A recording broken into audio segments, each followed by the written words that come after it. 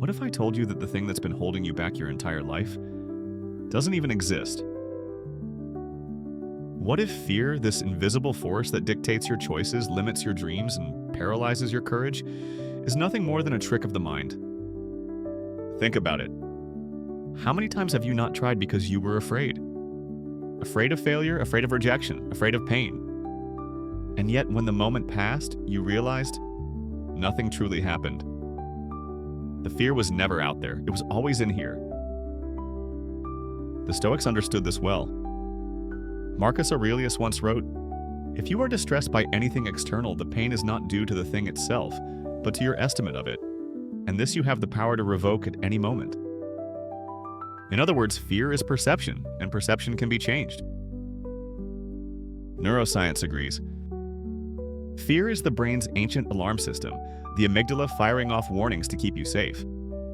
But in the modern world, this system misfires constantly. It treats embarrassment like a lion attack. It treats change like death. But fear is not your enemy, it's your teacher. And when you learn to understand it, to face it, to befriend it, you begin to unlock a kind of freedom that most people never experience.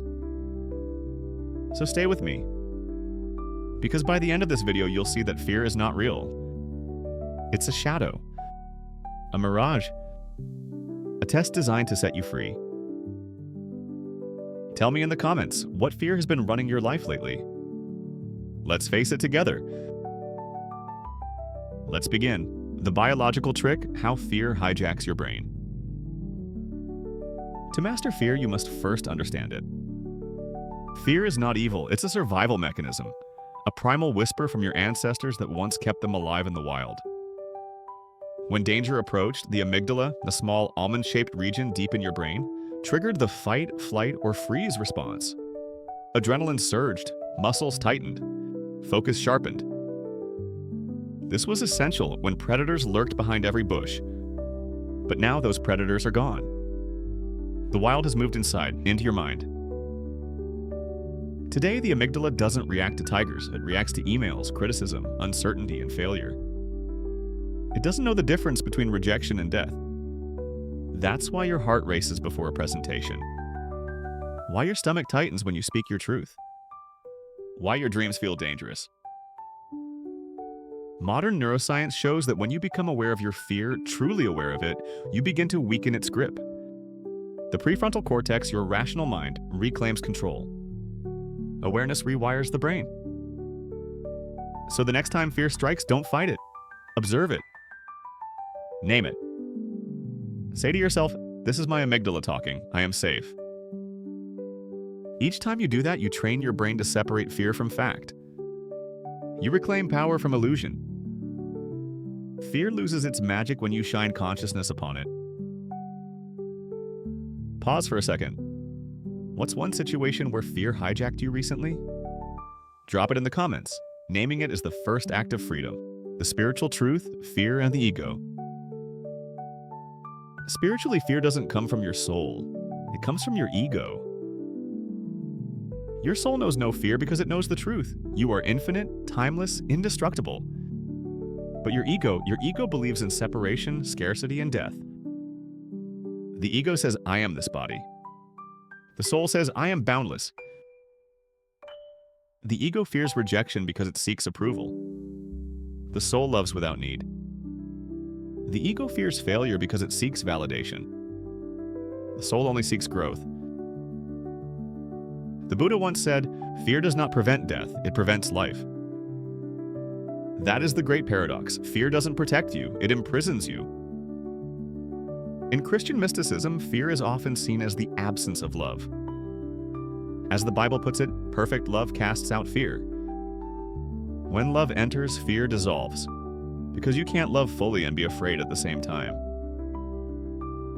The Stoics taught the same lesson in their own language. Epictetus said, "We suffer more in imagination than in reality." Fear is the imagination gone rogue. It is the mind creating phantoms that feel real but never are. So when fear visits you, ask, who is afraid, my ego or my soul? Because the soul has never once trembled. If this resonates with you, take a moment. Like this video to remind yourself that fear is just an illusion. You are greater than your thoughts. The psychology of avoidance, why we run from fear. Psychologically, humans are wired to avoid discomfort. But avoidance is a trap, because what we avoid controls us. Studies in behavioral psychology show that avoidance strengthens fear circuits in the brain. When you avoid public speaking, your brain learns that was dangerous. Good thing we ran. When you avoid confrontation, it says, we survived, let's keep hiding. You train your nervous system to associate safety with retreat. This is how fear grows, not from the threat itself, but from the avoidance of it. Carl Jung warned us of this when he said, what you resist persists. When you suppress fear, you feed it. When you face it, you free it. Therapists call this exposure therapy, gradually confronting the things that scare you until your brain learns that nothing catastrophic happens. Your amygdala calms, your courage rewires. Spiritually, facing fear is initiation, a sacred passage into self-mastery. Every hero and every myth must walk through the dark forest. Not to destroy the darkness, but to find the light within it. So instead of asking, how do I eliminate fear? Ask, what is fear trying to teach me? Right now, name one fear you've been avoiding. Type it in the comments as a declaration. Let's transmute fear into power, together. The Stoic method, turning fear into fuel. The Stoics didn't believe in eliminating fear. They believed in mastering it. Seneca wrote, he suffers more than necessary, who suffers before it is necessary. Stoicism teaches premeditatio malorum, the premeditation of adversity. It means imagining the worst, not to live in anxiety, but to neutralize it. When you envision what you fear most, your mind stops being shocked by it. You take its power away. For example, imagine losing everything you cling to, your possessions, your status, your comfort. You discover that what remains, your character, your peace, your inner strength, cannot be taken. The Stoics turned fear into preparation and preparation into peace. They knew that fear thrives on uncertainty, but when you mentally rehearse the unknown, you turn uncertainty into acceptance. This is what modern cognitive behavioral therapy echoes today: exposure, acceptance, and reframing. The same wisdom, thousands of years apart. So the next time fear whispers, what if it all goes wrong? Smile and say, then I'll learn. Courage is not the absence of fear. It is the decision that something greater than fear deserves your devotion. If that line hit you, take a breath and tap the like button. It helps this message reach someone who needs it. The neuroscience of courage, rewiring the fear response.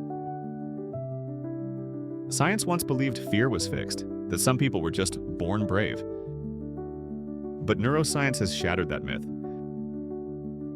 Courage isn't the absence of fear, it's the result of training your brain to act in spite of it. When you face fear, neurons in your amygdala, hippocampus, and prefrontal cortex fire together. Each time you survive what you feared, the brain rewires slightly. The amygdala's alarm softens. The prefrontal cortex, the rational captain of your ship, gains authority. Over time, fear becomes background noise instead of the main voice. Harvard researchers found that simply labeling your emotions, I feel afraid, activates the prefrontal cortex and reduces activity in the amygdala. In other words, naming your fear disarms it. You can even use breath to override fear. When fear hijacks your body, your breathing becomes shallow, a signal to the brain that you're in danger. But when you breathe deeply and slowly, the vagus nerve tells your nervous system, you are safe. This is why monks, mystics, and warriors across cultures emphasize breath. It's not spiritual fluff, it's neurological mastery. So next time fear strikes, remember, you don't need to feel brave. You need to act bravely, and then your brain will follow. Quick reflection. What's one fear you've already overcome in life? Something that terrified you once but doesn't anymore? Share it below. Someone might find courage through your story. The spiritual alchemy of fear, turning darkness into light. Every spiritual tradition teaches one profound truth: that fear is not a curse, it's a catalyst. In alchemy, lead must face fire to become gold. Likewise, your fear must be faced to reveal your wisdom. The Sufi poet Rumi said, "The wound is the place where the light enters you." What he meant is that fear, pain, and doubt are sacred invitations. They're doors to awakening, disguised as obstacles. When fear arises, it's not trying to destroy you. It's trying to awaken a part of you that's been asleep. Your courage, your faith, your trust in divine timing. Even Jesus faced fear in Gethsemane. Even the Buddha trembled before enlightenment. Even the Stoics wept before resilience. Fear is not the opposite of faith, it's the forge of it. Spiritually, fear reveals where your ego still believes in separation. Where your mind has forgotten that you are guided, held, and connected to something infinitely larger than yourself. When you meet fear with presence, when you breathe through it, love through it, and thank it, you transform it. It becomes fuel for awakening. As A Course in Miracles says, nothing real can be threatened. Nothing unreal exists. Fear is the unreal. Love is the truth. If you're beginning to feel that shift, that realization that fear can serve you, take a second to like this video. Let's spread courage across the algorithm. The Stoics' serenity, living beyond fear. Imagine living with unshakable calm, the kind the Stoics described as ataraxia, a state of inner peace that nothing external can disturb. That's not fantasy, it's the byproduct of a disciplined mind. Epictetus said, "We cannot choose our external circumstances, but we can always choose how we respond." This is the secret to transcending fear. Not by controlling life, but by mastering your response to it. Fear thrives in attachment. The Stoics and Buddhists both warned, attachment is the root of suffering. You fear losing what you cling to. You fear not getting what you crave. But when you practice detachment, not indifference, but acceptance, fear dissolves. You begin to live from trust, not control. The Stoics practiced memento mori, the remembrance of death. They meditated on impermanence, not to become morbid, but to become free. To realize that if you can face death, you can face anything. When you remember how brief life is, fear loses its leverage. You stop postponing, stop hesitating, stop waiting for the right time. You live fully fearlessly, now. Comment, "I choose courage" if this is the mindset you're claiming for your life. Because declaring it aloud is the first act of becoming it. From fear to freedom, how to live fearlessly.